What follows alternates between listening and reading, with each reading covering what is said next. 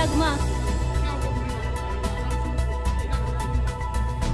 Sir कोई ऐसी बात नहीं थी, छोटी सी बात हुई थी मोबाइल के, मतलब चार्जिंग ख़त्म हो जाती है बच्चों की जैसे, तो उस पर थोड़ी बहुत हुई थी। इस वजह से थोड़ा सा गुस्सा हो गए थे। हमने कहा चले गए तो आ जाएंगे थोड़ी देर में, और फिर जो है 2 दिन नहीं आए तो फिर हमने कंप्लेन करी। कंप्लेन के बाद बॉडी मिल गई एकदम से। तो सर जब भी लोग देखने का तो यही हुआ कि यही है, तो सर हम पहचान नहीं पा रहे थे। तो फेस मिल रहा था काफ़ी उनका। नहीं मतलब हम तो जब भी पूछा गया तो मैंने कहा कि मैच नहीं हो रहे थे, नेकर भी मतलब सेम नहीं थी, और जो है एक बार चेक कर लो। सर भाइयों ने की थी इनके, कह रहे अहमद ही हैं। अब क्या लगा जब वो वापस आ गए, क्या कहीं कैसे वापस आ गए, अब वापस कैसे आ गए? वापस सर वो कहीं कर रहे थे काम, हम अब एकदम से वापस आए हैं तो आए गए तो ठीक है, लगा कि जिंदा है, जिंदा है। अल्लाह का शुक्र, बिल्कुल ठीक है और खुश है, सब खुश है।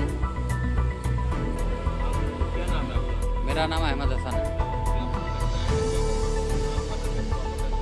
सुबह घर में झगड़ा हुआ पत्नी के साथ, दिन भर मैं घर में ही रहा, लेकिन शाम को फिर थोड़ी सी बहसम बहसा हुई, और बहसम बहसा के बाद मैं घर में बिना लड़ाई झगड़ा किए निकल गया।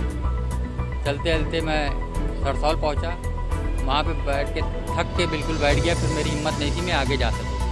वहाँ करीब 2-3 घंटे बैठा रहा। फिर हमें एक सज्जन मिले, राजू यादव, जो अपने किसी काम से ससुराल जा रहे थे। उन्होंने हमको आसरा दिया कि जो भी हुआ या तो घर चले जाओ या हमारे साथ चलो, हमारे ससुराल हम जा रहे हैं, वहाँ तुमको हम काम पे लगवा देंगे, जब तक मर्जी है काम करना, जब मर्जी है अपने घर चले आए। मैं उनके साथ साड़ू के घर चला गया, वहाँ पे रहा 3 दिन। पाना में स्टील फैक्ट्री में काम किया, और उसके बाद चौथे दिन काम नहीं था, तो उस दिन सुबह से मेरा दिल घबरा रहा था। फिर उन लोग ने भी बोला कि चाहो तो घर चले जाओ और चाहो तो यहीं बने रहो। मैंने कहा नहीं, मेरा दिल घबरा रहा, मैं जाऊँगा। तो उन्होंने हमको 500 रुपये, जो मेरी दिहाड़ी बन रही थी, उन्होंने हमको 500 रुपये दिए और ट्रक में बैठा दिया। शाम को करीब 7 बजे मैं यहाँ ही रामा देवी उतरा हूँ। यहाँ से उतर के फिर मैं ई-रिक्शा से साड़ी खाना अपने घर पहुँचा। फिर वहाँ से पैदल अपने घर गया तो वहाँ ताला लगा मिला। फिर वहाँ के लोगों ने हमें पहचान लिया कि हम तो अहमद हैं। उन्होंने कहा तुम कहाँ थे? फिर हमको बैठा लिया गया वहाँ पे। फिर पड़ोस में उन्होंने इंस्पेक्टर साहब को फ़ोन किया कि अहमद वापस आ गए। इंस्पेक्टर साहब हमें लेके सीधे चतेरी थाने आ गए।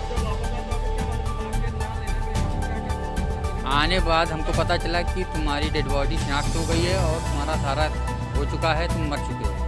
हमें कहा हमें तो नहीं पता था, क्योंकि वहाँ पे ना पेपर था ना कुछ था। घर वालों ने खुशी जाहिर की है, और बस अभी तो फ़िलहाल नहीं है, अब आगे की फिर हम क्या बता सकते। नहीं कुछ नहीं, हमें कोई नहीं जानता। नहीं अभी हमें कोई बात नहीं। भाइयों ने की थी, हमें भाई से, एक भाई से मुलाकात हुई है हमारी।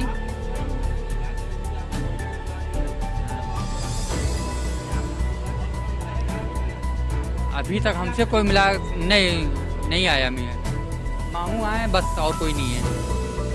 जी हाँ बिल्कुल जिंदा है। लड़ाई के बाद वो घर से पति चला गया है, और इसी तरह की गुमशुदगी उन्होंने आके थाने पर दर्ज करवाई थी।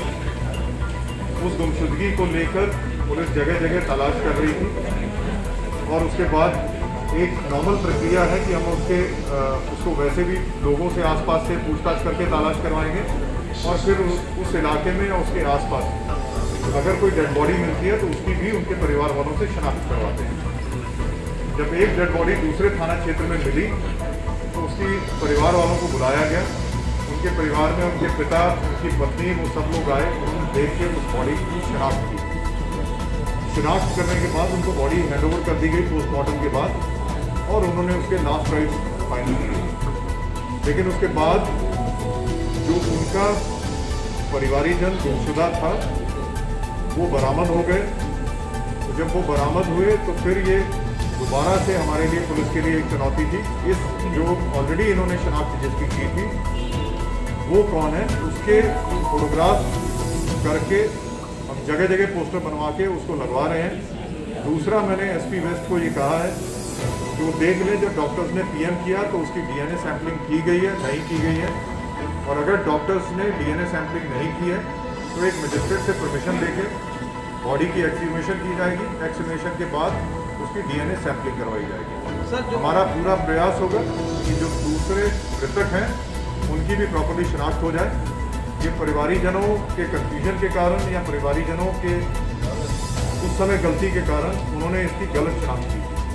सर जो शव मिला था उसकी बॉडी में क्या निकला?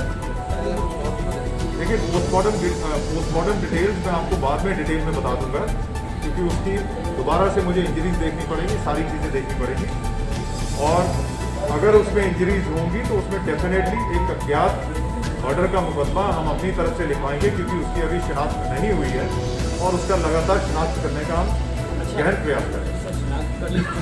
नमस्कार भाइयों बहनों, मैं doctor Rajiv Singh, dental surgeon, Kidwai Nagar, Kanpur. आप समस्त कानपुर वासियों को लेटेस्ट कानपुर न्यूज़ के माध्यम से स्वतंत्रता दिवस व जन्माष्टमी की दृढ़ शुभकामनाएं एवं बधाइयाँ देता हूँ, और आप सभी मित्रों से अनुरोध करता हूँ कि कोविड नियमों का पालन करें, घर में रहें, सुरक्षित रहें तथा अपने आसपास सफाई बनाकर रखें।